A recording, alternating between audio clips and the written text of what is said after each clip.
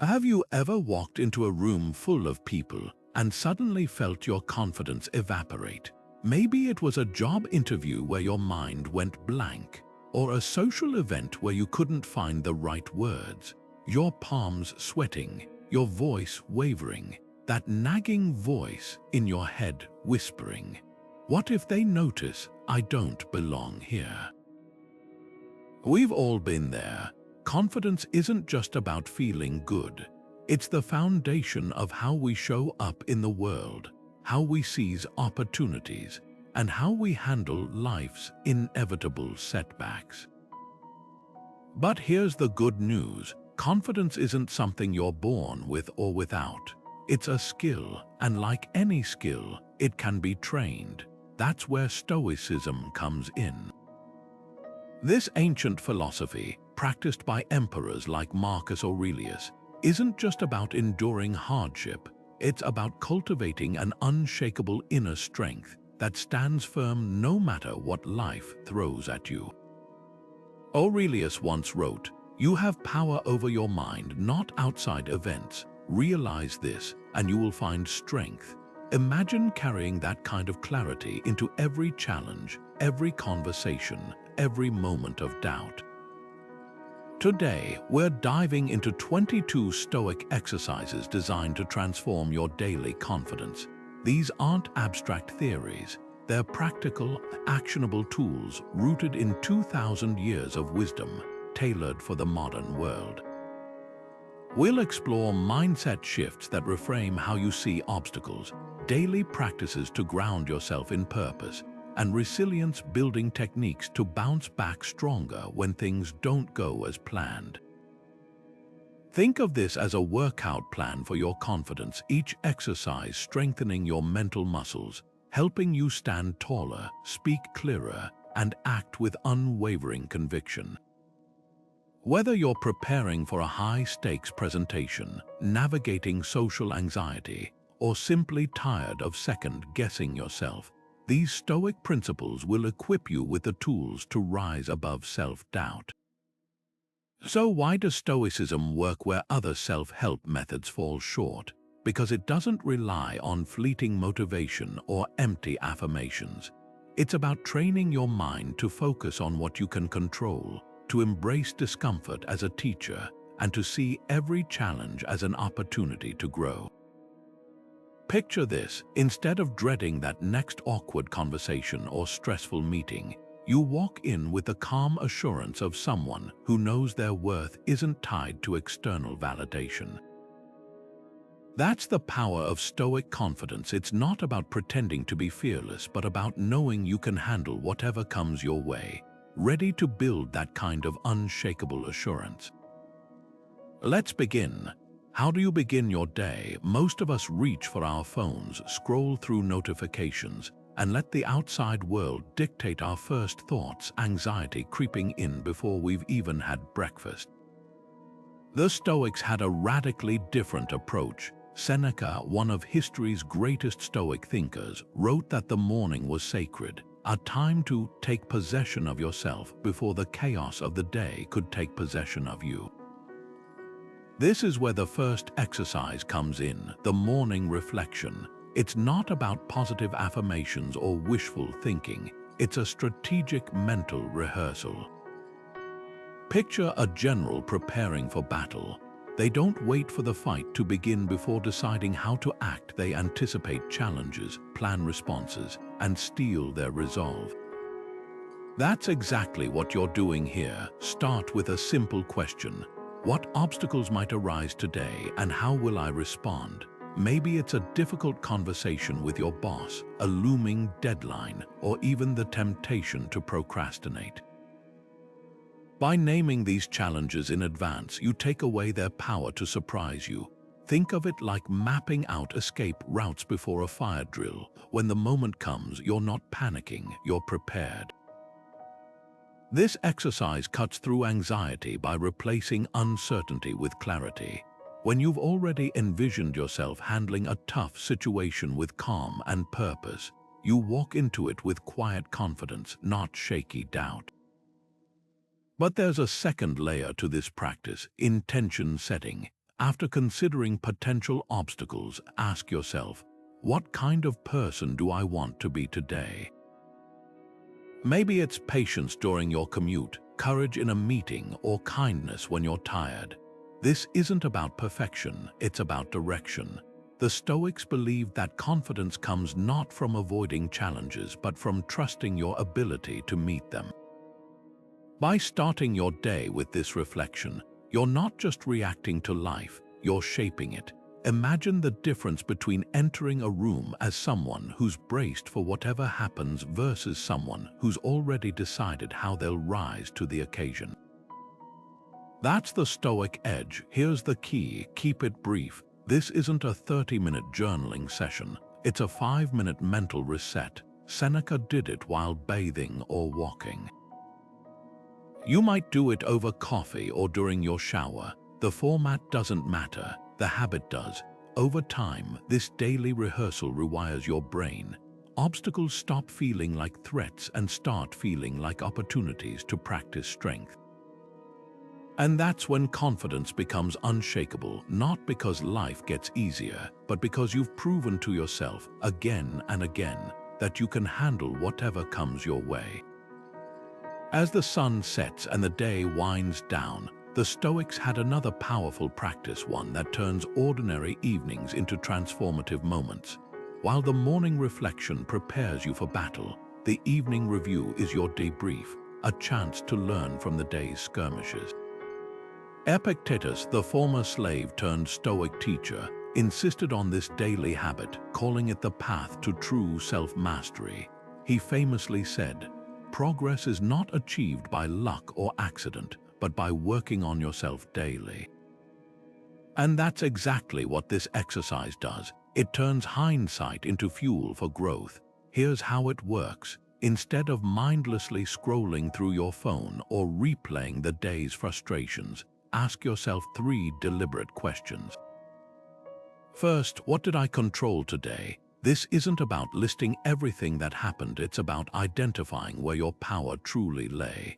Maybe you couldn't control a delayed train, but you could control how you used that unexpected time. Perhaps a colleague's criticism stung, but you chose whether to react defensively or with curiosity. This question trains your brain to spot agency, shifting your focus from what happened to you to what you did with it. Confidence grows when you stop seeing yourself as a victim of circumstance and start recognizing your ability to steer. Next, ask, where did I react poorly? Be honest but kind. This isn't about self-judgment, it's about self-awareness. Did you snap at a loved one when stressed? Did anxiety hijack your focus during a meeting? The Stoics believed these moments are golden opportunities, not failures. Every misstep is data, revealing where your triggers live and where your practice needs work. Think of it like a craftsman reviewing a day's work. Noticing the rough edges isn't discouragement, it's how you refine your skill. Finally, the most empowering question: what can I improve? This is where you turn reflection into action. Maybe tomorrow you'll pause before responding to criticism. Maybe you'll rehearse a calm response to a recurring stressor. The key is specificity. Vague resolutions like "be better" fade fast, but concrete tweaks stick. Over time, this nightly audit builds something profound: trust in your own growth. Confidence isn't about never stumbling, it's about knowing you'll learn from every stumble. Make this ritual your own. Some people jot down answers in a notebook, others reflect while washing dishes or walking the dog. The method doesn't matter, the consistency does. Imagine ending each day not with regret or exhaustion, but with quiet progress, like a sculptor chiseling away to reveal the masterpiece within. That's the Stoic way, not chasing perfection, but embracing the practice. And with every evening review, you're not just ending a day, you're building a lifetime of unshakable confidence. What if the very thing you fear could become your greatest source of strength? That's the paradox behind the next Stoic exercise: negative visualization. or what the ancient Romans called premeditatio malorum, the premeditation of evils. At first glance, it sounds counterintuitive. Why dwell on what could go wrong? But Seneca, who practiced this daily, called it the shield of the wise. Here's why. When you vividly imagine worst-case scenarios, not to dwell in fear, but to rehearse your response, you strip those scenarios of their power to shock or paralyze you. Think of it like a fire drill for the mind. Firefighters don't wait for flames to erupt before planning an escape. They train for chaos so they can act with clarity when it matters most. Let's say you're terrified of public speaking. Instead of avoiding the thought of stumbling over your words or facing a bored audience, lean into it. Picture yourself freezing mid-sentence, hearing awkward silence, feeling your face flush. Now ask, what would I do next? Maybe you'd smile, take a breath, and continue. Maybe you'd joke about it, turning tension into connection. By mentally walking through the disaster, you realize something profound. It wouldn't destroy you. In fact, you'd adapt. That's the revelation. Confidence isn't about guaranteeing success. It's about trusting your ability to handle failure. Seneca wrote, "The man who has anticipated the coming of troubles takes away their power when they arrive." This exercise works because it confronts the root of anxiety, the unknown. Our brains amplify fears when they're vague, like a shadowy figure in a dark room. But when you shine a light on them, they often shrink to manageable size. Try it this week with a small fear. If you're nervous about a difficult conversation, visualize the other person reacting angrily. How would you stay calm? What's the worst that could realistically happen? And how would you move forward? The goal isn't to manifest disaster. It's to prove to yourself that even if things go sideways, you're resourceful enough to navigate it. Negative visualization also cultivates gratitude, a surprising bonus. By imagining loss of your job, health, or relationships, you suddenly see their value with fresh eyes. The Stoics called this the double blow. First, you harden yourself against misfortune by facing it in your mind. Then, you soften your heart by appreciating what you have. It's why Marcus Aurelius kept a daily reminder. When you arise in the morning, think of what a precious privilege it is to be alive. That's the ultimate confidence booster, knowing that no matter what happens, you'll find strength in the struggle and joy in the ordinary. Confidence grows when you focus on what's yours, not the opinions of others, not the outcomes you can't guarantee, but the choices and judgments that belong to you alone. This is the heart of the Stoic dichotomy of control, a concept Epictetus framed as life's most liberating truth. He wrote, "Some things are within our power while others are not." Sounds simple, right? Yet how often do we waste energy agonizing over things we can't change? Picture this. You spend weeks preparing for a job interview. You research the company, rehearse answers, even pick the perfect outfit. But when the rejection email arrives, your confidence crumbles. Here's the Stoic reframe. Did you control whether they hired you? No, but you controlled your preparation, your attitude, how you presented yourself, and those are the only things that ever truly belong to you. This exercise isn't about passive resignation, it's about radical ownership. Imagine holding two baskets. In one, place everything within your power, your effort, your honesty, how you treat people, the discipline you bring to your craft. In the other, toss everything else: the weather, traffic, your boss's mood, whether someone likes you. The moment you stop rummaging through the second basket, something extraordinary happens. Your energy redirects toward what you can actually influence. That's where confidence thrives, not in the illusion of controlling life, but in the certainty of controlling your response to it. Let's make this practical.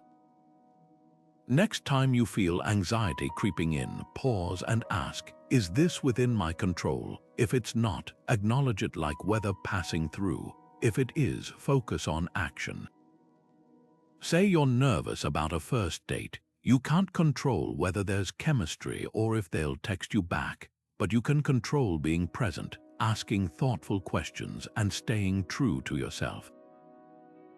That shift from fretting over outcomes to excelling in your lane is where Stoic confidence takes root. Marcus Aurelius put it bluntly, you have jurisdiction over your mind, not external events.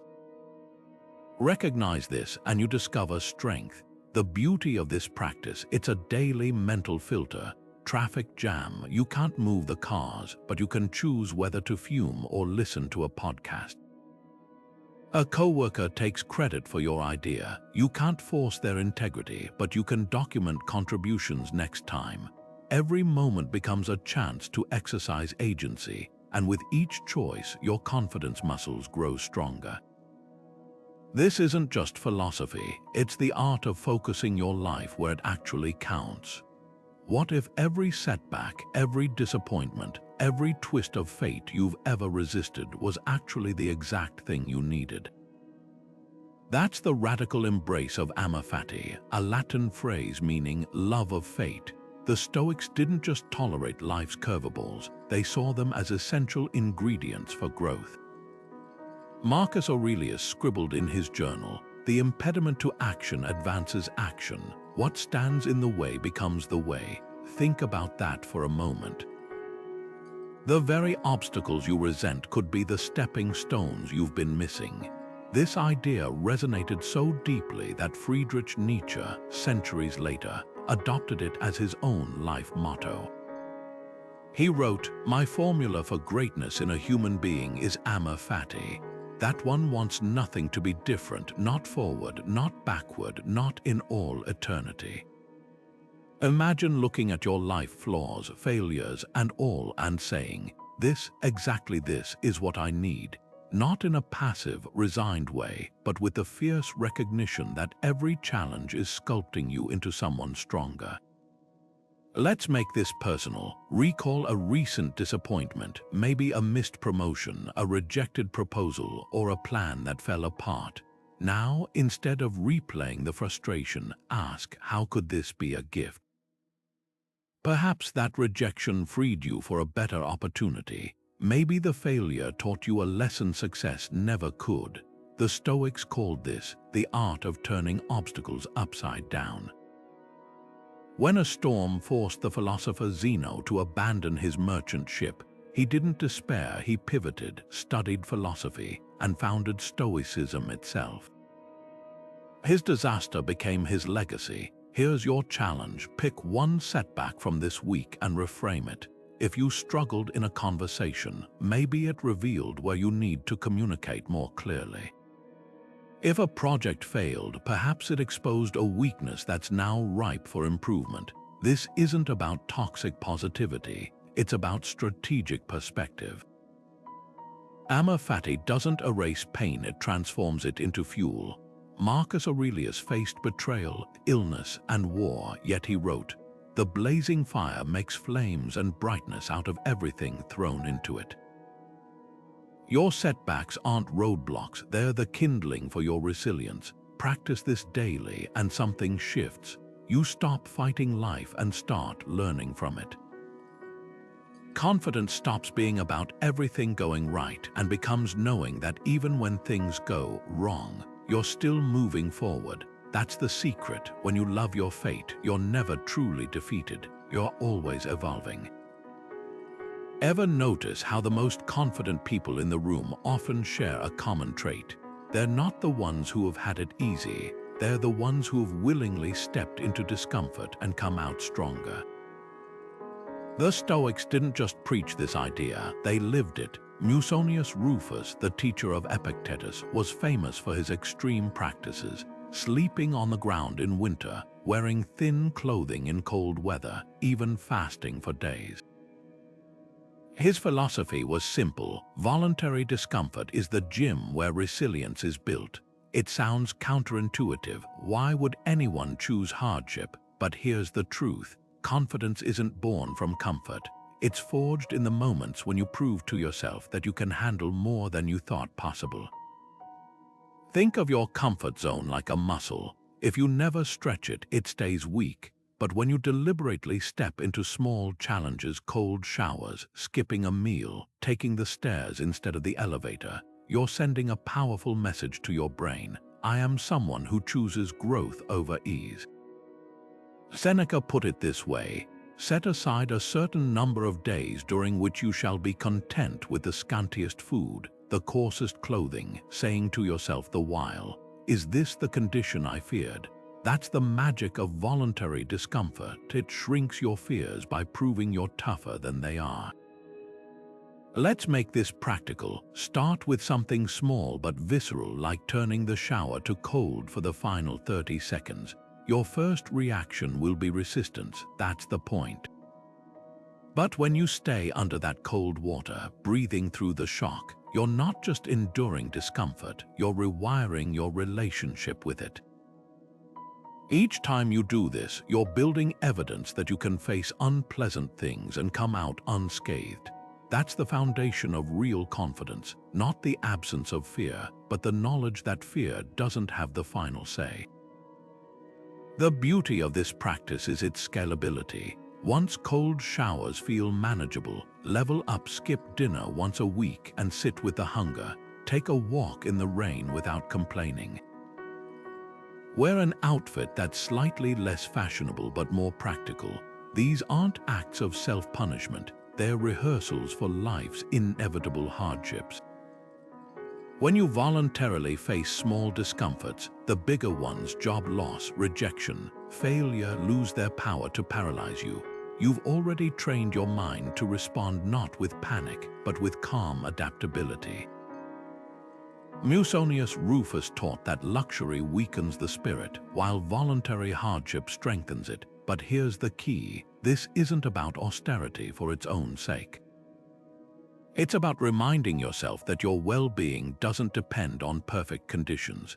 The person who can enjoy a simple meal as much as a feast, who can sleep soundly on a hard floor as well as a soft bed, carries an unshakable confidence because they know they'll thrive no matter what. That's the Stoic secret. When you stop fearing discomfort, you stop fearing life. And that's when confidence becomes not just a feeling, but a way of being. Ever found yourself replaying an awkward moment over and over, cringing at what others must think of you? That relentless loop of self-doubt is exactly what Marcus Aurelius sought to silence with his view from above exercise. A mental shift so powerful it dissolves petty anxieties into irrelevance. Picture this: you're standing on a mountaintop, gazing down at the sprawling landscape below. From this height, cars look like ants, buildings like toys, and the problems that felt monumental suddenly seem small. That's the essence of this practice. The Stoic emperor would close his eyes and imagine himself rising above earth, watching human dramas unfold from the distant vantage point of the stars. Think of the universal substance, he wrote, of which you have a very small portion. It wasn't about diminishing his life, but about seeing it in its true proportion, free from the distortions of ego and fear. How does this translate to confidence? When you're trapped in social anxiety, your mind magnifies every stumble, a fumbled joke, a pause in conversation into a catastrophe. But the view from above asks, will this matter in a month, a year, a decade? Most of the time, the answer is no. The person you're worried about judging you will likely forget the interaction by tomorrow. The meeting you stressed over will blur into 1,000 others. This exercise isn't about dismissing your feelings, it's about revealing their shelf life. Confidence grows when you realize how little the world scrutinizes you because everyone's too busy scrutinizing themselves. Try this tonight. Recall a moment from today that made you self-conscious. Now imagine watching it play out from a satellite's perspective. See yourself as a tiny dot in a vast city, one face among billions. Notice how the weight of that moment lightens when framed against the grand scale of time and space. The Stoics called this cosmic humility, not to make you feel insignificant, but to free you from the prison of overthinking. As Aurelius reminded himself, You are just a fragment in the mass. What does it matter to you if others praise or blame you? The magic of this practice lies in its dual effect. Zooming out doesn't just shrink anxieties, it expands gratitude. That same cosmic view reveals the miracle of your existence, a fleeting, precious chance to contribute something before your atoms return to stardust. Suddenly, the risk of embarrassment pales next to the privilege of participation. This is the ultimate confidence booster. Knowing your worth isn't tied to single moments, but to the courage you bring to all of them. So next time sweat prickles your palms before a speech or a first date, borrow the Stoics' telescope. Watch your fears shrink to stardust and step forward, not because you're sure you'll shine, but because you know the universe won't blink either way. Imagine knowing exactly what to say in your toughest moments, not fumbling for words, not regretting your reaction later, but speaking with the calm precision of someone who's already rehearsed the script. That's the power of preemptive journaling, a practice Seneca mastered through his letters. While most of us dread difficult conversations, the Stoics leaned into them, on paper first. Seneca would draft responses to potential conflicts, insults, even betrayals, not because he expected the worst, but because he refused to be caught off guard. He wrote, "We suffer more often in imagination than in reality," and this exercise flips that script. By confronting fears in advance, you drain them of their power to shake you. Here's how it works. Pick a situation that triggers your anxiety. Maybe it's asking for a raise, confronting a friend who let you down, or setting boundaries with a demanding family member. Now open a notebook and write 2 columns. In the first, jot down the worst things the other person might say or do. Be brutally honest. If it's your boss, maybe they'll dismiss your contributions or compare you to a colleague. If it's your friend, perhaps they'll play the victim or twist your words. Then, in the second column, craft your stoic response. This isn't about comebacks or winning. It's about anchoring yourself in principles. For example, if they say, "You're replaceable," I'll respond, "My value isn't determined by one opinion. Let's discuss my work objectively." Or if they guilt-trip me, I'll say, "I care about our friendship, which is why honesty matters." The magic here is in the rehearsal. When you've already walked through the fire in your mind, the actual moment feels familiar, not frightening. Think of it like a pilot running flight simulations. They don't wait for an engine failure to practice emergency protocols. Similarly, by scripting your responses, you're not just preparing for conflict, you're programming your brain to access wisdom under pressure. Seneca's letters often read like mental training logs, pages of imagined dialogues where he practiced patience, logic, and emotional restraint. Over time, those rehearsed responses became second nature, but there's a crucial twist to this exercise. It's not about controlling the other person's actions. That's the Stoic distinction. You're not writing a fantasy where everyone agrees with you. You're preparing to stay grounded even if they don't.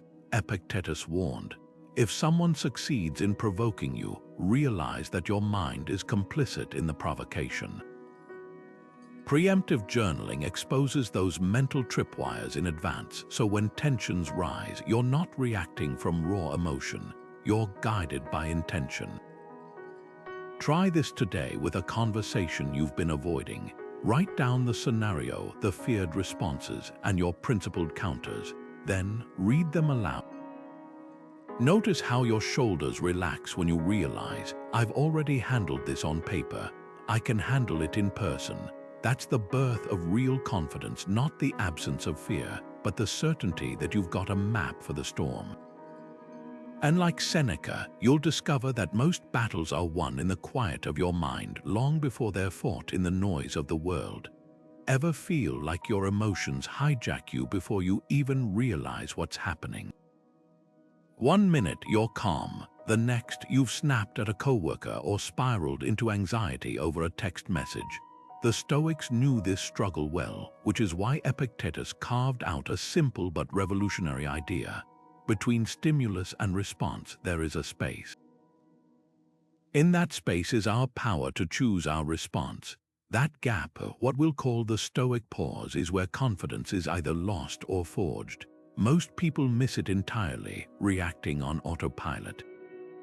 But with practice, you can stretch that pause into a sanctuary of clarity, turning knee-jerk reactions into intentional choices. Here's how it works in the real world. Imagine your inbox pings with a passive-aggressive email from a colleague. Your heart races, fingers hover over the keyboard, ready to fire back a defensive reply. This is the critical moment, the stimulus. The response is what comes next. Without a pause, you're at the mercy of adrenaline. But with just 3 seconds of stillness, something shifts. You notice the heat in your chest, the tension in your jaw. You remember, I don't have to meet chaos with chaos. That's the Stoic pause in action, a mental airbag that cushions the impact of emotion. Let's make this tangible with a breath-counting technique straight from the Stoics. When you feel a surge of anger, fear, or embarrassment, try this. Inhale for 4 counts, hold for 4, exhale for 4. Repeat twice. This 12-second ritual isn't just about calming your body. It's about reclaiming your agency. Ancient warriors used similar methods before battle, not to suppress their nerves but to channel them. By inserting this pause, you're not avoiding the emotion, you're refusing to let it steer. The brilliance of this exercise lies in its simplicity. You don't need elaborate rituals or hours of meditation. You just need to catch yourself once, to interrupt the autopilot cycle long enough to ask, is this reaction serving me? A client once told me how this practice saved a partnership. After a tense meeting, his business partner criticized him publicly. His first impulse was to lash out. Instead, he took a walk, counted breaths, and returned with a question. What part of my work frustrated you? That pivot from defensiveness to curiosity turned a rift into a stronger collaboration. Epictetus taught that no one can make you feel inferior without your consent. The Stoic pause is how you withhold that consent. It's the difference between a rattled mind and a grounded one, between saying, I lost my temper and I chose patience. And with each pause, you're not just managing emotions, you're rebuilding your identity as someone who responds, not reacts. That's the quiet confidence the Stoics mastered, not the absence of storms, but the skill to stand steady within them. So today, pick one trigger, a rude comment, a stressful notification, a child's tantrum, and practice the pause. Inhale, hold, exhale. Watch how the moment transforms when you meet it with presence instead of panic.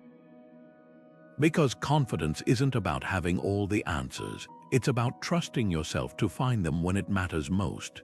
Death might seem like the last thing that could boost your confidence, but the Stoics saw it differently, as the ultimate lens for clarity. Marcus Aurelius kept this stark reminder at the forefront of his mind. You could leave life right now. Let that determine what you do and say and think. This isn't about morbidity, it's about liberation. When you confront the reality that your time is finite, that today could genuinely be your last, the trivial anxieties that shrink your confidence suddenly lose their grip. Would you waste your final hours worrying whether your coworker liked your presentation? Would you bite your tongue around someone who matters to you, fearing an awkward moment? The answer is almost always no. That's the power of Memento Mori, remembering you must die to strip away pretense and amplify courage. Think of it like packing for a trip with limited suitcase space. You wouldn't fill it with junk mail or things you don't need. You'd choose only what's essential. Mortality does the same for your priorities. The judgments, the petty grievances, the people-pleasing, they all start to look like clutter when held against the brevity of life. A student once told me how this practice transformed her crippling social anxiety. She started wearing a simple skull ring, a modern memento mori, and whenever she felt self-conscious at a party, she'd glance at it and ask, if I died tomorrow, would I regret not speaking up? The question didn't erase her nerves, but it put them in perspective. Suddenly, the risk of embarrassment paled next to the regret of silence. This exercise works because it taps into a profound psychological shift. Most of us live as if we're immortal, postponing hard conversations, dimming our brilliance to fit in, avoiding risks because someday we'll have time. But someday is a myth. The Stoics knew that confronting mortality isn't depressing, it's electrifying. It turns "what if I fail" into "what if I never try." Seneca wrote letters as if each might be his last, loved fiercely, and worked urgently because he understood. Death doesn't make life meaningless, it makes it meaningful. Your challenge: find your own Memento Mori. It could be a phone wallpaper of an hourglass, a coin in your pocket stamped with a skull, or even just a daily alarm labeled, "Is this how I'd spend my last day?" Use it as a trigger to audit your choices. That meeting you're dreading, would you sit through it if you knew it was your final one? The creative project you've been delaying, what if you never got to share it? Unlike vague motivational quotes, this practice doesn't just inspire action, it exposes the cost of inaction. Here's the unexpected twist: when you stop fearing death, you start living with a confidence that's unshakable, not because you're guaranteed success, but because you're no longer wasting time on anything less than what truly matters. The judgments of others become background noise. The risks of authenticity feel worth taking. As Marcus Aurelius whispered to himself each morning, stop whatever you're doing and ask, am I afraid of death because I won't be able to do this anymore? That question doesn't just clarify priorities, it ignites the courage to pursue them. The Roman statesman Cato the Younger faced a political defeat so crushing it would have broken most people. His rival Pompey had just seized power, and Cato's allies urged him to flee Rome to save his life. But Cato didn't run. He walked straight into the forum, dressed in mourning clothes, and delivered a speech praising his defeated faction. The crowd, expecting despair, heard defiance. That day, Cato didn't just lose a battle, he revealed a Stoic secret: every obstacle is an opportunity in disguise. Centuries later, author Ryan Holiday would coin the phrase "the obstacle is the way to capture this mindset, one that transforms setbacks into setups for growth." Here's the radical truth the Stoics understood: obstacles aren't roadblocks, they're the path itself. When a ship encounters a headwind, a novice sailor sees delay, but a master adjusts the sails and uses that same wind to propel them forward. Your challenges work the same way. That difficult boss, they're teaching you patience and communication skills. The project that failed, it's revealing gaps in your preparation. Even physical limitations can become catalysts. Demosthenes, the greatest orator of ancient Greece, overcame a stutter by practicing speeches with pebbles in his mouth. What looked like a weakness became the grindstone that sharpened his genius. Let's put this into practice right now. Grab a pen and paper, or open your Notes app and identify one current obstacle. Maybe it's a financial struggle, a strained relationship, or a skill you're struggling to master. Now, list 3 ways this challenge could actually strengthen you. If it's debt, perhaps it's forcing you to budget creatively, appreciate simple pleasures, or explore new income streams. If it's a conflict with a friend, maybe it's refining your empathy, teaching you boundary setting, or revealing deeper values. The key is specificity. Vague reframes like "I'll grow from this" fade fast, but concrete benefits stick. Cato's story holds one final lesson. His defiance in defeat didn't just preserve his dignity, it inspired generations. Seneca later wrote of him, "He thought not of what he suffered, but of what he had left to do." That's the alchemy of this exercise. When you stop asking "why is this happening to me?" and start asking "what can this make possible?" You unlock a resilience that no setback can shake. Your obstacles aren't detours, they're the training ground where your confidence earns its stripes. So next time life throws a boulder in your path, remember, the boulder isn't blocking the road, it is the road, and you're the one who gets to decide whether to climb it, move it, or build something magnificent from it. Imagine two paths diverging in front of you. One is wide, well-trodden, lined with applause and nods of approval from people around you. The other is narrow, quiet, marked only by your own footprints. The Stoics would call this second path the way of character, and they'd insist it's the only real route to unshakable confidence. Epictetus put it bluntly: if anyone tells you that so and so speaks ill of you, don't make excuses or defend yourself. Reply, they must not know my other faults, or they wouldn't have mentioned only these. At first glance, that sounds like self-deprecation, but look closer. It's a masterclass in immunity. By refusing to let insults land, by treating reputation like background noise, you reclaim something priceless, the freedom to act from principle, not performance. Here's the uncomfortable truth most confidence gurus won't tell you. Seeking validation is like drinking salt water. The more you get, the thirstier you become. Social approval is fickle. It evaporates the moment you stop performing. But character, that's bedrock. When Marcus Aurelius ruled the Roman Empire, he faced constant slander from political rivals.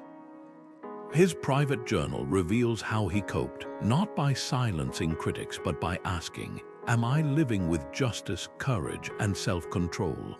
If the answer was yes, gossip became irrelevant. That's the Stoic litmus test, not "do they like me," but "am I worthy of my own respect?" Let's expose the cost of chasing reputation. Think of a time you bit your tongue to avoid conflict, or laughed at a joke you found offensive just to fit in. In the moment, it feels like social survival, but each compromise chips away at your self-trust. Now contrast that with a time you stood firm in your values, even at personal cost. Maybe you returned extra change a cashier gave by mistake, or spoke up when colleagues gossiped. That inner alignment, what the Stoics called virtue, creates a confidence no amount of praise can match. As Seneca wrote, a good character is the only guarantee of everlasting happiness. Today's challenge cuts straight to the core. Do one thing purely for principle. It could be as small as refusing to check your phone during a conversation because presence matters, or as bold as declining a lucrative opportunity that conflicts with your ethics. The key is secrecy. Don't tell anyone about your act of integrity. That absence of external reward is the point. You're proving to yourself that your worth isn't transactional. Like a tree growing roots unseen, these quiet choices build stability where it counts, beneath the surface. History's most confident figures shared this trait. They cared less about being liked than being right by their own standards. When Socrates was sentenced to death for corrupting Athenian youth, he didn't beg for mercy. He drank the hemlock calmly, telling his grieving students, "The hour of departure has arrived, and we go our ways, I to die and you to live. Which is better, only the gods know." That's the power of character. When you know who you are, others' opinions become, whether passing, inconsequential. So next time you feel the pull of social approval, the itch to edit yourself for likes, the pang when someone misunderstands you, pause. Hear Epictetus whispering, "It's not what happens to you, but how you respond that matters." Confidence isn't the absence of doubt, it's the presence of something deeper to rely on. And that something is the person you choose to become when no one's watching. Words have a peculiar power. They can either amplify our storms or calm them. The Stoics understood this deeply, which is why they crafted mental anchors in the form of short, potent phrases. Marcus Aurelius, amidst the chaos of ruling an empire, would whisper to himself, Be like the promontory against which the waves continually break. It stands firm and tames the fury of the water around it. That image, a rock unshaken by crashing waves, wasn't just poetry.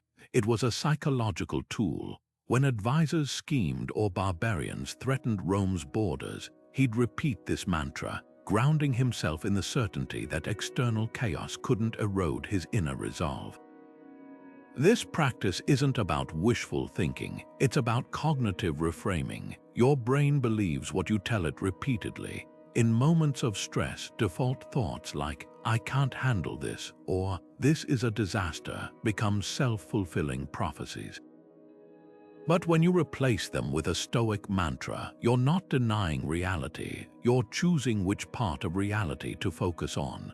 Consider the ancient phrase, "This too shall pass," which Persian poets and Stoics alike revered. It doesn't dismiss pain, it puts it in perspective. A panic attack feels endless when you're in it, but whispering, "This is temporary," reminds your nervous system that the wave will recede. Creating your personal mantra starts with identifying your emotional flashpoints. Do you spiral when criticized? Try Epictetus's razor-sharp reminder. If someone speaks badly of you, that's their problem, not yours. Fearful of failure, borrow Seneca's clarity. Luck is what happens when preparation meets opportunity. The key is brevity and vividness. Your mantra should be short enough to recall mid-crisis and vivid enough to evoke a sensory response. One executive I coached used "anchor down" while visualizing a ship's chain dropping into still waters, a cue that helped her steady her breathing during boardroom battles. Test your mantra in calm moments first. Repeat it during your morning shower or commute, linking it to a physical trigger, touching your wrist, adjusting your posture. This conditions your brain to access it under pressure. Like a firefighter drills until movements become instinct, you're wiring resilience into your reflexes. Over time, these phrases become more than words. They become neural shortcuts back to your center. The beauty of this exercise, it's infinitely adaptable. A nurse battling burnout might adopt "I serve, I don't save" to release unrealistic guilt. A student facing exams could use "obstacles are fuel" to reframe stress as energy. Even modern Stoic author Ryan Holiday keeps "ego is the enemy" on his wall as a daily checkpoint. Your mantra isn't a magic spell, it's a lever for perspective. And in that split second between stimulus and reaction, it can mean the difference between being overwhelmed and standing firm, like Aurelius's rock, as the waves crash and fall away. Think of your energy like a spotlight where you aim it determines what grows in your life. The Stoics knew this 2,000 years before Stephen Covey coined the term "circle of influence." They understood that confidence crumbles when we pour attention into things we can't control: other people's opinions, past mistakes, even the weather. But when we focus that same energy on what's truly ours, our choices, our efforts, our attitudes, we cultivate an unshakable inner strength. Marcus Aurelius captured it perfectly. The things you think about determine the quality of your mind. Your soul takes on the color of your thoughts. Here's a simple but transformative exercise. Grab a blank sheet of paper and draw 2 concentric circles. Label the inner circle "My Control." This is your sacred space. In it, list only what you genuinely govern: your breathing when stressed, your preparation for a meeting, how you interpret feedback. The outer circle, call it "Outside my control," the realm of distractions. Here, jot down things like traffic jams, your boss's mood, whether your presentation wows the room. Now comes the revelation. Every time you agonize over something in the outer circle, you're stealing focus from where your power actually lies. I once coached a sales director paralyzed by fear of rejection. He'd obsess over client responses, refreshing his email every 5 minutes. Then he tried this exercise and realized his control wasn't in closing deals, but in making 10 more calls daily and refining his pitch. Within weeks, his confidence soared not because his success rate changed, but because he stopped tying his worth to unpredictable outcomes. That's the Stoic shift. Confidence isn't about controlling results, it's about owning your inputs. The magic happens when you physically cross items from the outer to inner circle by reframing them. Take my coworker's respect. You can't force it, but you can control being reliable and kind. Getting promoted moves from outer to inner when you focus on exceeding performance metrics. This isn't naive optimism, it's strategic repositioning. Like a chess master who stops worrying about opponents' moves and concentrates on perfecting their own strategy, you're channeling energy where it creates leverage. Epictetus, born into slavery, had every reason to fixate on circumstances beyond his control.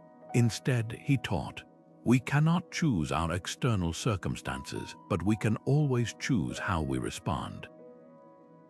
Your circles aren't static, they're living maps. Each time you catch yourself fretting over outer ring noise, you have a choice: spiral into anxiety or redirect that energy inward. Because here's the secret no one tells you: confidence isn't the absence of doubt. It's the daily practice of returning to your circle again and again until staying in your lane becomes second nature. So tonight, put pen to paper. The moment you see your power outlined in ink, you'll never confuse what's truly yours with what was never meant to be. Who do you admire most, not for their fame or achievements, but for the way they carry themselves when life gets tough? Maybe it's a historical leader like Nelson Mandela, who radiated calm during decades of imprisonment. Or perhaps a colleague who delivers bad news with such grace that people thank them for it. Seneca, the Stoic philosopher, believed these figures hold a secret weapon for our own confidence, not in their perfection, but in their approachability. In his letters, he wrote, we can borrow virtue from others, urging his readers to choose someone whose way of life appeals to you and keep them constantly in mind as your guardian or model. This isn't about idol worship, it's about trait theft, identifying the qualities you lack and mentally trying them on like armor. Here's how to put this into practice tonight. Before bed, close your eyes and pick one challenge awaiting you tomorrow. A difficult conversation, a high-pressure task, even social anxiety at an event. Now conjure your role model, not as a distant statue, but as a living presence. How would they enter the room? What posture would they adopt? How might they phrase that tricky email or deflect a rude comment? The goal isn't to mimic them robotically, but to channel their essence. When a client told me she dreaded negotiating salaries, I asked her to channel her favorite courtroom drama lawyer, not to suddenly become theatrical, but to borrow that character's unflinching eye contact and deliberate pauses. The result, she negotiated her highest raise yet, later confessing, I didn't feel like myself, I felt like my best self. Seneca's genius was recognizing that mentorship doesn't require proximity. In one letter, he describes how he dined nightly with his idol, the philosopher Atticus, by reading his works and imagining his counsel. You can do the same with anyone, living or dead. Stuck on a creative problem, spend 5 minutes journaling as Marie Curie might, with relentless curiosity. Nervous about setting boundaries, channel Eleanor Roosevelt's quiet firmness. The Stoics called this prasach, a focused attention that turns inspiration into embodiment. But there's a crucial twist: your role model must have flaws. Idealizing someone as infallible backfires. You'll never measure up. Instead, study how they rebounded from mistakes. Marcus Aurelius admired his adoptive father, Emperor Antoninus, not for never losing his temper, but for how he calmed himself quickly when he did. That's the real lesson. Confidence isn't about avoiding stumbles, it's about how you recover. So tonight, don't just imagine your hero nailing your challenge, picture them failing, then regrouping with dignity. That's the skill worth stealing. The beauty of this exercise, over time, these borrowed traits become your own, like a painter studying masters until their brushstrokes blend into originality. You'll synthesize what you admire into something uniquely yours. As Seneca promised, the path to wisdom is open to all. Walk it with the guides who came before you. So who will you invite into your mind tonight? Their voice might just become the quiet confidence you've been waiting to hear. Ever notice how standing tall or speaking slowly can trick your brain into feeling more assured? That's the as-if principle at work, a psychological hack the Stoics mastered centuries before modern science confirmed it. Epictetus, the philosopher who transformed from a slave to a legendary teacher, laid it out plainly. First decide who you want to be, then act accordingly. Not as a fake persona, but as deliberate practice. He wasn't advocating deception. He was revealing a profound truth. Confidence isn't just something you feel, it's something you do until action rewires belief. Here's why this works. Your brain constantly monitors your behavior to decide how you should feel. Slouch, and it assumes defeat. Speak quickly, and it interprets urgency as anxiety. But when you intentionally adopt the physicality of confidence, uncrossing your arms, making steady eye contact, pausing before answering, your mind gets a signal. We must not be in danger. Why else would we be acting this way? Harvard psychologist Amy Cuddy's research on power poses echoes this ancient insight. Our bodies don't just reflect our emotions, they create them. Your challenge is simple but transformative. For one full day, act as if you're the most confident version of yourself, not arrogant or loud, but grounded and assured. Start with your posture. Walk like someone who trusts their path, shoulders relaxed, steps measured. Notice how often you fidget or adjust your clothes, then still those movements. In conversations, practice the Stoic pause. Inhale before responding, letting your words land with intention. Epictetus advised his students to pretend virtue until it became habit, knowing that repetition would blur the line between performance and authenticity. But here's the crucial nuance. This isn't about masking insecurity. It's about creating evidence for your brain to override old doubts. Every time you choose not to nervously laugh off a compliment or suppress the urge to over-apologize, you're collecting data points that say, "This is who I am now." One executive I worked with used this exercise before pitching to investors. Though her stomach churned, she channeled a mentor's calm demeanor, sitting back in her chair, resting her hands lightly on the table. Halfway through, she realized her nerves had quieted. The act had become reality. The Stoics called this prosoch, mindful attention to your actions until they align with your aspirations. Marcus Aurelius would rehearse speeches alone, refining his tone and gestures until they matched the gravitas of his role. Today, you might record yourself answering common interview questions or practice a presentation in the mirror. The goal isn't perfection, it's familiarity.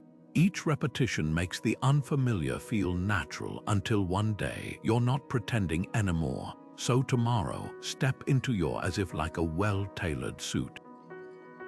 When doubt whispers, "Who do you think you are?" answer with action, because confidence isn't a prerequisite for bold moves, it's the reward for making them. Gratitude might seem like a soft skill compared to the disciplined logic of Stoicism, but the ancient philosophers knew better. They saw it as the bedrock of resilience. Marcus Aurelius, the emperor who ruled Rome through plague and war, began each day by listing his blessings in his journal. Not grand achievements or wealth, but simple gifts. "I have a good digestion today," he'd write, or "No one can force me to feel inferior." At first glance, this seems almost naive until you realize the genius behind it. Gratitude isn't just about counting joys, it's about reminding yourself of your inherent worth. When you anchor in what you have rather than what you lack, you stop seeking validation from unpredictable external sources, and that's where true confidence takes root. Here's the neuroscience behind this ancient practice. Your brain has a negativity bias. It's wired to spotlight threats and overlook stability. That's why one critical comment can eclipse a dozen compliments, or why a single failure feels heavier than multiple successes. Gratitude is the antidote. By deliberately focusing on small wins, a productive morning, a stranger's smile, even the comfort of a warm bed, you're not ignoring life's challenges, you're rebalancing your attention to see the full picture. Aurelius called this taking possession of your mind. Modern research agrees. A study from the University of California found that participants who kept gratitude journals reported 25% higher happiness levels and became more resilient to setbacks.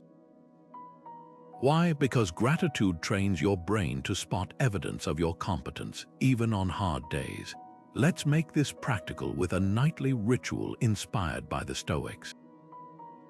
Before sleep, list 3 small wins, not just "I'm grateful for my family," but specific moments where you exercised agency or strength. Maybe you paused before reacting to a provocation, chose a healthy meal despite stress, or finally sent that email you'd been avoiding. The key is specificity. Vague gratitude, "I'm lucky," feels passive. Precise wins, "I advocated for myself in the meeting," reinforce agency. One client of mine, a recovering perfectionist, initially scoffed at this exercise until she noticed how listing tiny victories like finished one task without multitasking slowly chipped away at her imposter syndrome. Over time, her journal became a mirror reflecting a capable identity she'd overlooked. But there's a twist the Stoics would insist on: include gratitude for challenges too. Aurelius wrote, "The obstacle is the way," and your nightly practice should embody that. Maybe today's awkward conversation taught you patience, or a missed deadline revealed where your systems need tightening. This isn't toxic positivity, it's strategic reframing. When you can say, "I'm grateful for this problem because it's teaching me X," you're no longer a victim of circumstance, you're a student of life. That shift alone is a confidence multiplier. The ultimate power of this practice, it's cumulative, like drops filling a bucket. Each small win you acknowledge builds proof of your resilience. On days when doubt creeps in, you'll have a growing record of evidence to counter it. Not abstract affirmations, but concrete moments where you showed up, adapted, and persisted. That's the Stoic secret. Confidence isn't about feeling fearless. It's about knowing you've handled hard things before and can do it again. So tonight, put pen to paper. Not to perform gratitude, but to claim it, as Aurelius did, as your quiet, unshakable armor. Picture this: Cato the Younger, the unyielding Stoic statesman, walking through the Roman Forum as his political rivals hurl insults at him. Instead of bristling with anger or shrinking in shame, he does something astonishing. He laughs, not a nervous chuckle, but a genuine, hearty laugh that disarms his opponents and reveals his unshakable composure. This wasn't mere theatrics, it was a masterclass in emotional alchemy. The Stoics called this the Stoic smile, not a mask to hide discomfort, but a tool to transform it. When you smile in adversity, you're not denying the challenge, you're asserting dominion over your reaction. It's a subtle act of defiance against circumstances, a way to remind yourself that your inner peace isn't negotiable. Modern science backs this ancient wisdom. Studies show the physical act of smiling, even when forced, triggers a cascade of neurochemical changes. It reduces cortisol, the stress hormone, and boosts endorphins, those natural mood lifters. Your brain, ever the detective, takes cues from your facial muscles and thinks, we must not be in danger if we're smiling. That's why soldiers in training are taught to smile during grueling drills, and why elite athletes grin through exhaustion. The smile isn't about happiness, it's about control. As Epictetus put it, it's not what happens to you, but how you react that matters. And sometimes the most powerful reaction is a quiet smile. Here's how to practice this today. Start small. The next time your coffee spills, your train is delayed, or someone cuts you off in traffic, resist the frown. Instead, let the corners of your mouth lift slightly, not as a dismissal of frustration, but as a conscious choice to hold onto your equilibrium. Notice how the irritation loses its grip when met with amusement rather than resistance. A client once shared how this exercise saved her from a spiraling argument. During a heated team meeting, a colleague unfairly criticized her work. Instead of firing back, she paused and smiled, not smugly, but with calm detachment.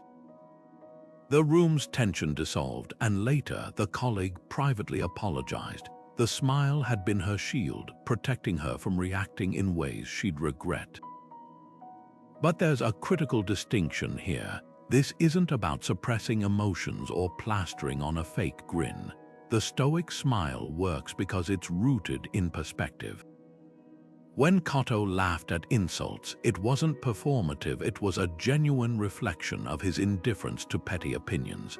Marcus Aurelius wrote, "The best revenge is to be unlike your enemy." By smiling, you're not conceding, you're elevating. You're choosing to see the absurdity in letting minor annoyances dictate your state of mind. Try this today with a minor irritation. Spilled your lunch, smile and appreciate the chance to improvise. Raining on your day off, smile and relish the cozy reset. Each time you do, you're training your brain to default to resilience rather than resentment. Because confidence isn't about avoiding life's messes, it's about knowing you can chuckle your way through them. Failure isn't the opposite of success, it's the raw material. That's the core insight behind Seneca's favorite mental pivot, replacing "I can't" with "I'm learning." The ancient Stoic would watch students crumple when they couldn't grasp a concept and offer this simple edit, "Not yet." Those two words transform a dead end into a detour. Modern psychology calls this growth mindset, but the Stoics were practicing it 2 millennia ago. They understood that confidence isn't a fixed trait you either have or lack. It's a skill forged through deliberate repetition. When you say, "I'm not confident in public speaking yet," you're not admitting weakness, you're asserting faith in your own evolution.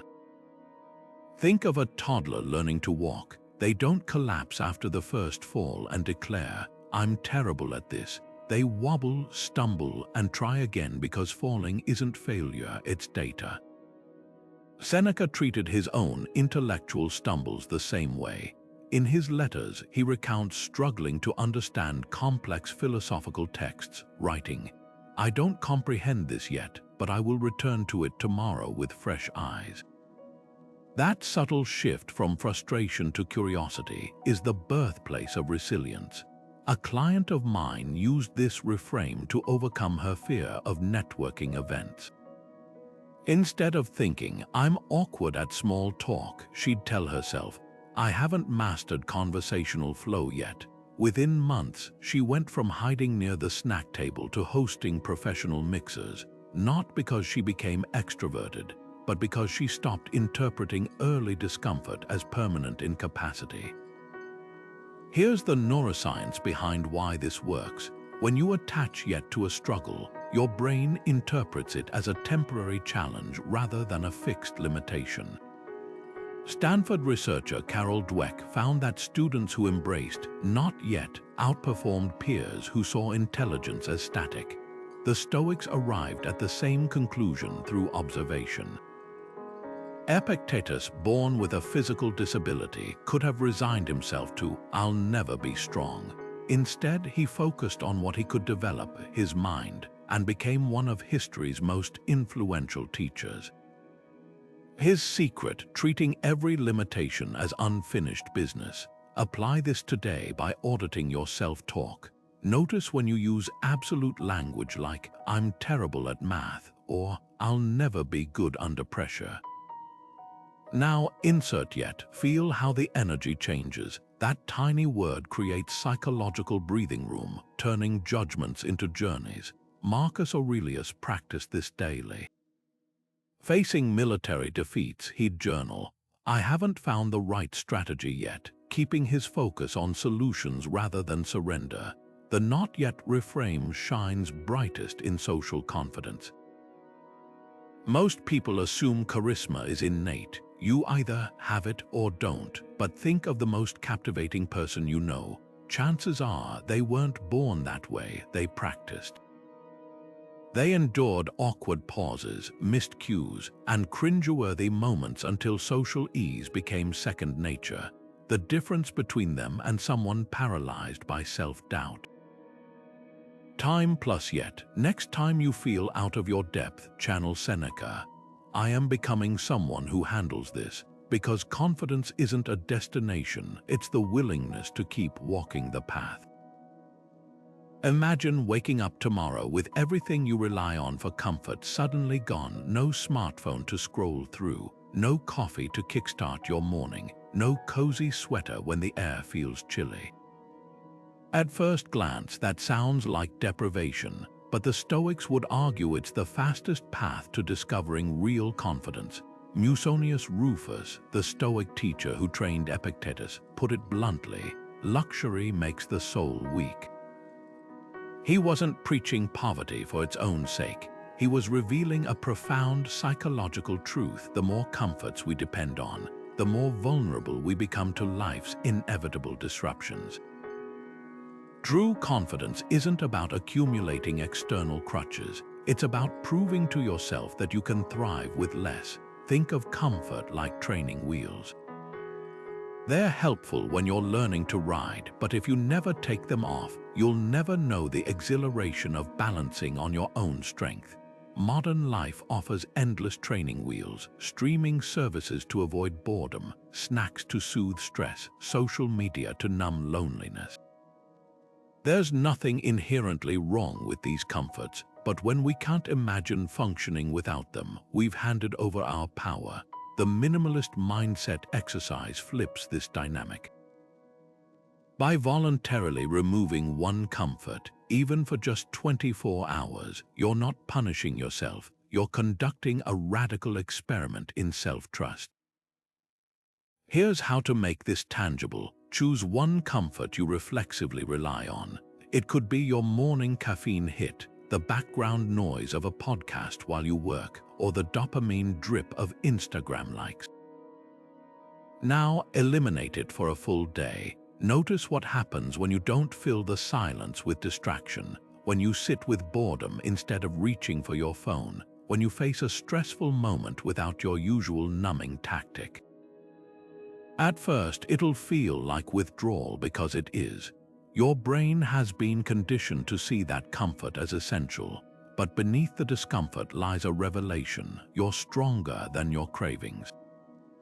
History's most confident figures shared this trait. They cultivated the ability to do without.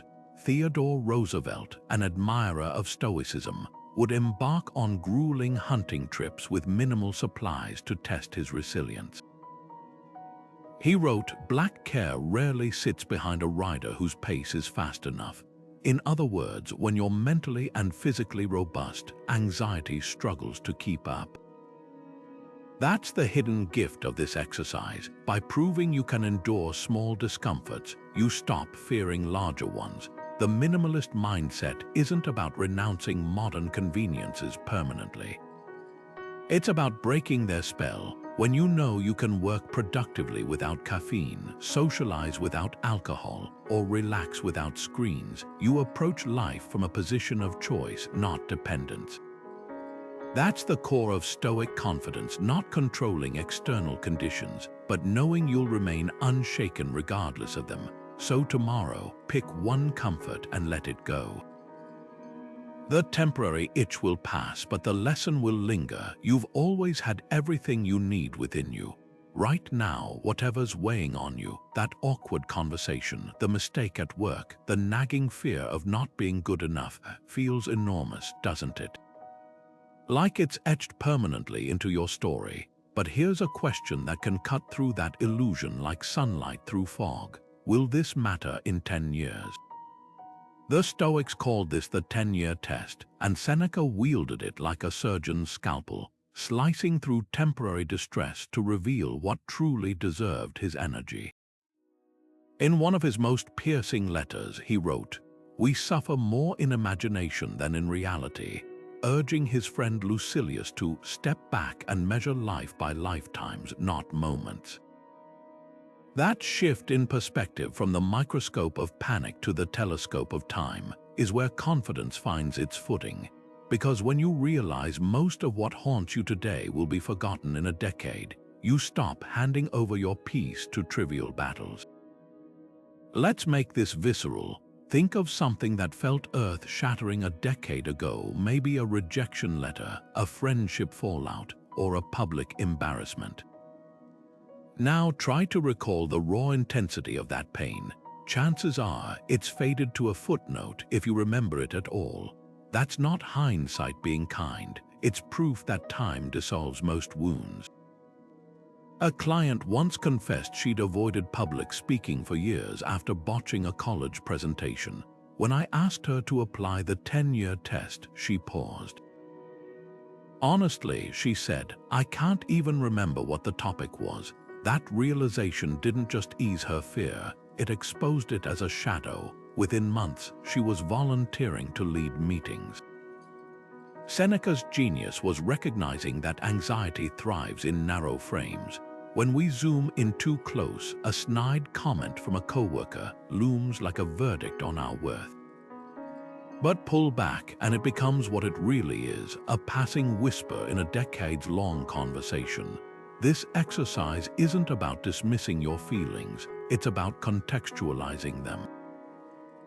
Next time your heart races before a high-stakes moment, ask, if this goes terribly, how will I remember it in 10 years? If the answer is, I won't, that's permission to dial down the dread.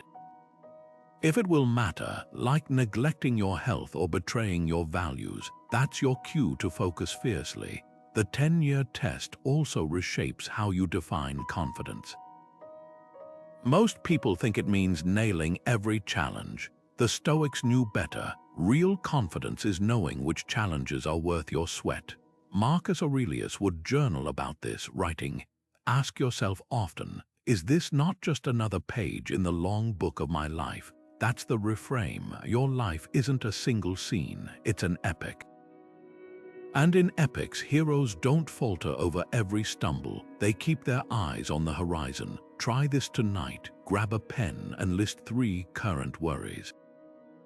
Next to each, write how you'll likely view it in 10 years, with indifference, laughter, or maybe gratitude for the lesson. Notice how the weight redistributes. That presentation that's keeping you awake, in a decade, it'll be one of hundreds. The outfit you agonized over, forgotten by next week, but the kindness you showed a stranger, the skill you practiced despite doubt, the boundary you finally set, those are the threads that weave into the tapestry of a life well lived. That's the Stoic secret. Confidence isn't about dominating the moment. It's about mastering which moments deserve your dominion.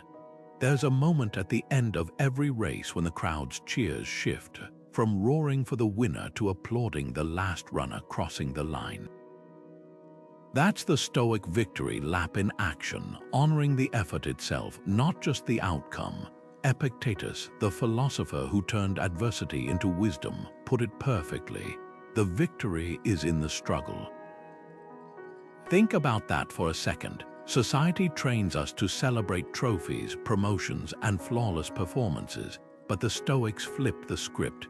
They knew real confidence isn't forged in the moment you stand atop the podium. It's built in the daily grind, the setbacks you push through, the mornings you show up when no one's watching.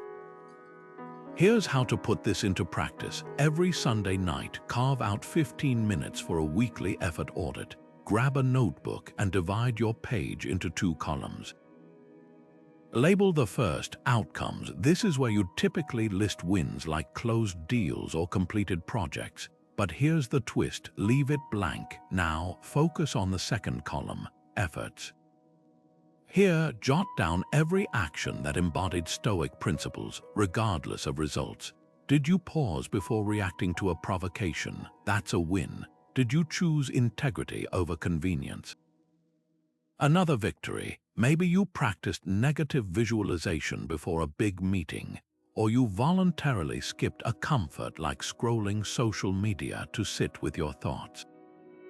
These aren't small things, they're the invisible reps that strengthen your resilience. A CEO client of mine adopted this ritual after a quarter where his company missed its targets. Instead of fixating on the numbers, his effort audit revealed something profound. He'd mentored 3 junior employees, maintained composure during a PR crisis, and finally delegated a project he'd been micromanaging. For the first time, he told me, I saw progress that had nothing to do with stock prices. That's the magic of this exercise. It rewires your brain to derive satisfaction from what you can control, your choices, your discipline, your willingness to grow. But there's a crucial nuance here. This isn't about sugarcoating failure or ignoring results. The Stoics were relentless pragmatists. They'd analyze losses not to dwell, but to learn. The difference: when you tie your worth to effort, setbacks become data, not verdicts. Imagine 2 salespeople. One crumbles after losing a client because their confidence was tied to the yes, while the other reflects, I made 5 more calls this week, that's my victory. Who do you think bounces back faster? Epictetus, born into slavery, had every reason to measure his life by external validation. Instead, he taught, it's not what you do, but how you do it. That's the heartbeat of the Stoic victory lap, recognizing that the deepest confidence comes from knowing you've lived by your principles, regardless of applause. So tonight, close your laptop a little earlier, put your phone face down, and ask yourself, where did I show up as the person I aspire to be? That's your victory. And unlike trophies gathering dust on a shelf, that kind of win compounds into a life where confidence isn't borrowed from outcomes, but built from within. So there you have it, 22 Stoic exercises, each one a tool to forge unshakable confidence, not through brute force or empty affirmations, but by reshaping how you perceive and respond to life's inevitable challenges. Think of this as your mental gymnasium, where every exercise from the morning reflection to the 10-year test strengthens a different facet of resilience. But here's the crucial distinction. Stoicism isn't about locking away emotions or gritting your teeth through hardship. It's about clarity. It's recognizing that while you can't control the chaos of the world, you can always control the lens through which you view it. Marcus Aurelius, facing wars and betrayals, scribbled in his journal, "You have power over your mind, not outside events." That's the heartbeat of this practice. Confidence isn't the absence of storms, it's the skill to stand steady within them. Now, don't overwhelm yourself trying to master all 22 exercises at once. That's like attempting to lift every weight in the gym on your first day. Instead, choose one. Maybe it's the Stoic pause, those 12 seconds of breath counting before reacting to a trigger. Or perhaps it's negative visualization, rehearsing setbacks so they lose their power to shock you. Even something as simple as the evening review, where you reflect on what you controlled and where you grew, can become a daily anchor. The key is consistency. Seneca didn't build his legendary calm overnight. He practiced daily, refining his mindset like a sculptor chiseling marble. This is where I'll pass the baton to you. Scroll down and tell me which exercise resonated most. Was it the minimalist mindset, stripping away comforts to reveal your innate strength? or maybe the victory lap celebrating effort over outcomes. Your choice is the first rep in a lifelong workout. And remember, the Stoics weren't philosophers locked in towers. They were soldiers, statesmen, mothers, and merchants, using these very tools to navigate a messy, unpredictable world. Now it's your turn. Pick one. Start small. Watch how confidence, real confidence, grows not from avoiding life's turbulence, but from learning to fly within it. The floor is yours. Comment below, and let's continue this conversation, because the journey to unshakable confidence, it begins with a single